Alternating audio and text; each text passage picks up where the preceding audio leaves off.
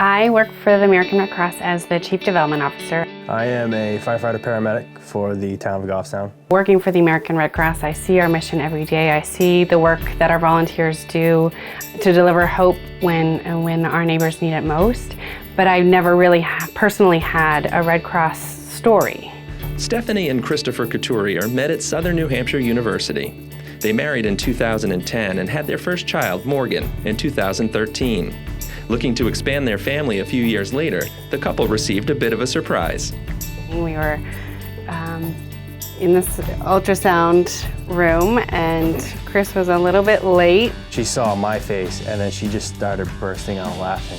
I said, there's two babies in there. Our twin surprise girls were born on June 13th, 2016. They were born healthy, beautiful girls. The first girl was Adriana. And Paige Marie followed shortly thereafter, a minute after.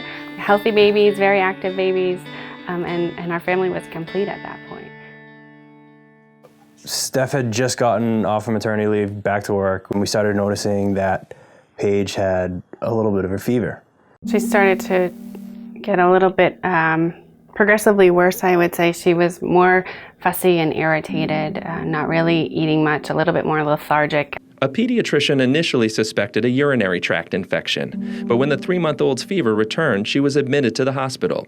It was there that her father, Christopher, made an alarming discovery. And I had taken my hand and briefly gone over the top of her head. So what I had noticed was that what I felt was her soft spot in the middle of her head felt like it was bulging a little bit. So then I notified the nurses. They came in, and then she quickly said, "I'll be right back." Went out and got the doctor.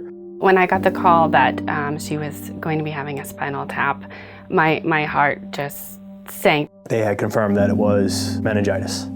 Paige was rushed by ambulance to Boston Children's Hospital. They did an MRI that showed that she had actually suffered a stroke from the severe infection that she had. She actually also had osteomyelitis, a severe infection of her skull, which is what caused the bacterial meningitis.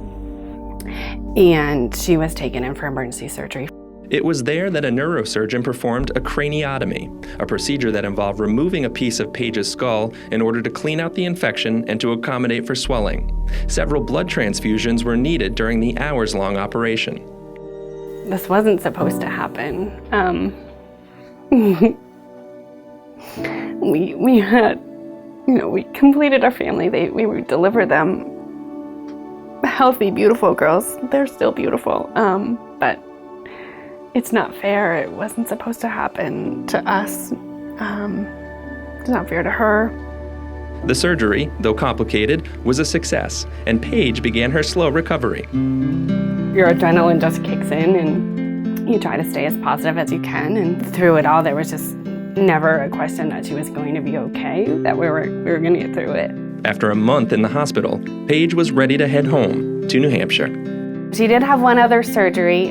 During the first procedure, they actually kept her bone out to allow for swelling, so they closed her up without the bone flap on, and she wore this awesome Patriots helmet, which was fantastic. On January 30th was her final procedure with plastic surgery and the neuro team to put the bone back and close everything up. To know that in a situation where we were completely dependent on the care of the doctors and nurses, we were helpless. Then the fact that the hospitals have those blood banks available from the Red Cross, it's critical for them. When you're going in to donate, you never really know whose life you could be impacting by that one single donation. It could be, your grandmother. It could be a stranger from California.